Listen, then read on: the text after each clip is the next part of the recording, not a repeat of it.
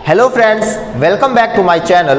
This is Injesh और आज की क्लास में हम लोग देखने वाले हैं स्क्वायर्स एंड स्क्वायर रूट। ये ऐसा टॉपिक है जो हमको आज की क्लास से लेकर क्लास 6 से 7 से यहाँ से रटाना हमको शुरू कर देते हैं और ये हमारा कॉम्पिटिटिव एग्जाम तक पीछा नहीं छोड़ता है। जितने भी कॉम्पिटिटिव एग्जाम्स होंगे वहाँ स्क्वायर्स स्क्वायर रूट्स का हमेशा फंक्शन आते हैं, हमेशा वर्किंग आएगी कि स्क्वायर्स के अकॉर्डिंग हमको काम करना है। कभी दे देगा कि 5 से 6 डिजिट का,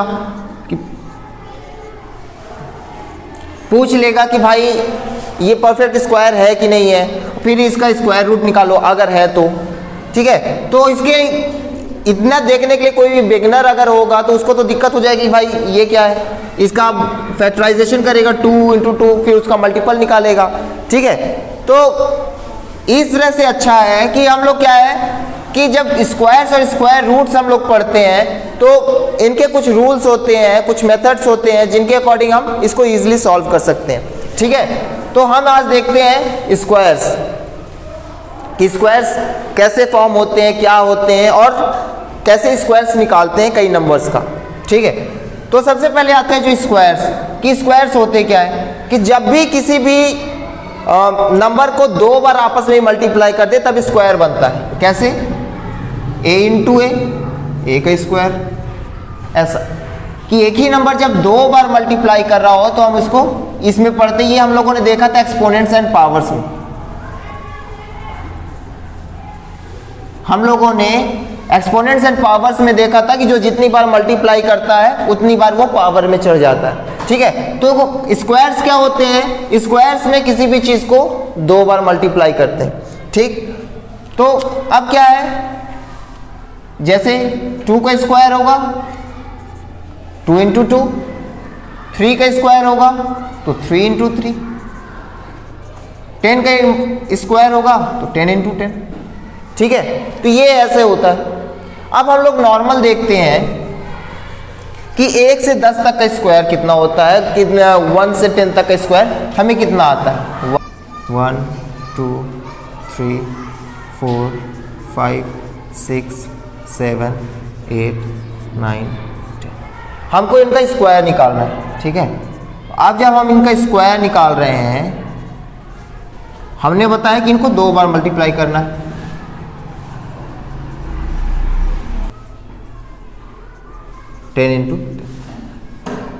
अब इनकी टेबल पढ़ते हैं। 3 × 3 = 9, 2 × 2 = 4, 3 × 3 = 9, 10 × 10 = 100, ठीक है। तो ये हमको मिलता है शुरू से 1 से लेकर 10 तक का स्क्वायर। यानी कि हमको ये भी देखने को मिल रहा है कि अगर किसी की यूनिट प्लेस पे ये हो, यूनिट प्लेस पे मतलब हमने पढ़ा हुआ है 1s 10s 100s, यानी कि अगर कोई नंबर ऐसा है तो इसके ये जो पहला जो प्लेस है इसे हम लोग कहते हैं यूनिट प्लेस, ठीक है। तो अगर किसी भी नंबर के यूनिट प्लेस पे पहली प्लेस पे अगर हमको ये नंबर्स दिख जाए, यानी कि 1 से 9 तक, जनरली जाहिर सी बात है कि हर नंबर में यही लास्ट में होंगे, या तो 1 से लेकर 0 तक, इन्हीं में से कोई एक होगा, ठीक है। तो इनके लास्ट में अगर ये नंबर्स दिखें 1 4 9 6 5 9 4 1 0, ठीक है, यानी कि ये जो है सभी के लास्ट में यही आएंगे, तो इनका जो स्क्वायर होगा उनके लास्ट में यही नंबर ही आएंगे, कहीं ना कहीं यही नंबर्स भी आएंगे जिसमें जो इनकी यूनिट प्लेसेस में, ठीक है। कैसे कि ये जो नंबर्स आए हमारे, तो हमारे नंबर क्या है 1 4 5 6 9 0 0, ठीक है। तो हम लोगों ने क्या देखा कि हमने जब स्क्वायर निकाला इनका सभी का निकाला तो उनके लास्ट में क्या आया, ये नंबर है, ठीक। तो जिनके लास्ट में ये दिखे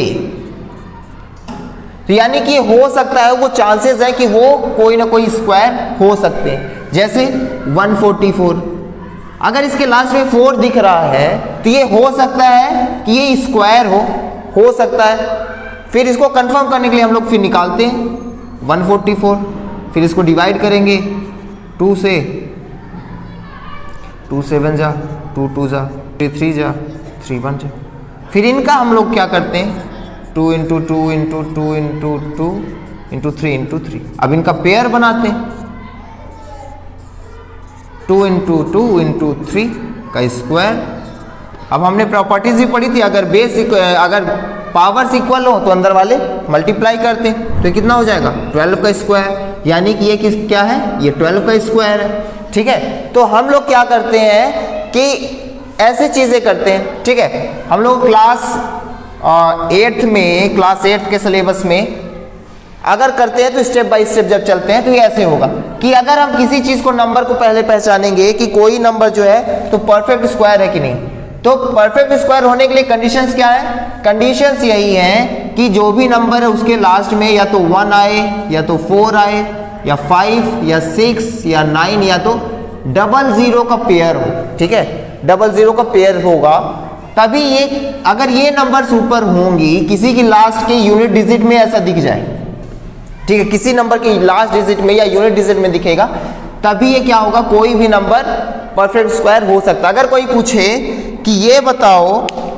कि ये जो नंबर है 512 क्या ये परफेक्ट स्क्वायर है, तो हम लोग देखेंगे अच्छा इसके लास्ट में 2 नहीं है, क्योंकि परफेक्ट स्क्वायर होने के लिए कंडीशन ये है कि लास्ट डिजिट में इनमें से कोई होना चाहिए, या तो 1 या तो 4 या तो 5 या तो 6 या तो 9 या तो 00 का पेयर, यहां पे ऐसा कुछ नहीं।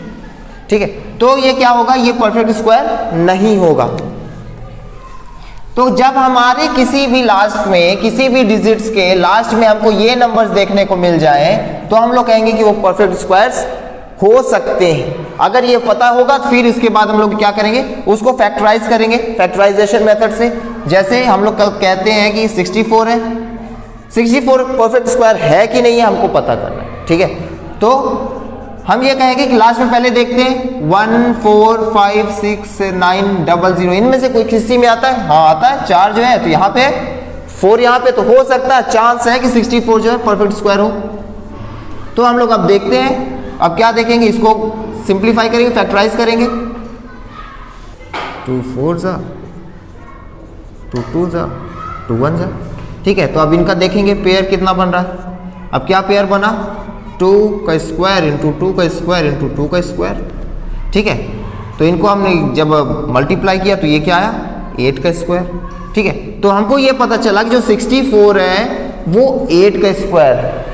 ठीक, तो अगर ये भी कंपलसरी नहीं है कि अगर किसी के लास्ट में ये हो तो परफेक्ट स्क्वायर होगा ही होगा, ये चांसेस हैं कि हो सकता है। ठीक है, अब कैसे, अगर किसी के जैसे 74 है, अब कहते हैं कि 74 क्या परफेक्ट स्क्वायर है, 4 दिख रहा है, तो हो सकता है कि चांसेस हो। अब इसको करके देखें, अब जब करके देखेंगे 2 3 जा 6, 2 7 जा, अब 37 किसी से डिवाइड नहीं होता तो 37 रह जाएगा, तो 37 इंटू 2, इनका पेयर बन नहीं रहा। अगर पेयर नहीं बन रहा तो मतलब ये परफेक्ट स्क्वायर नहीं है। तो ये जो होता है, तो ये एक तरीका है जिससे हमको ये पता चलता है कि जो भी हमारा नंबर है वो परफेक्ट स्क्वायर है कि नहीं है। Thank you.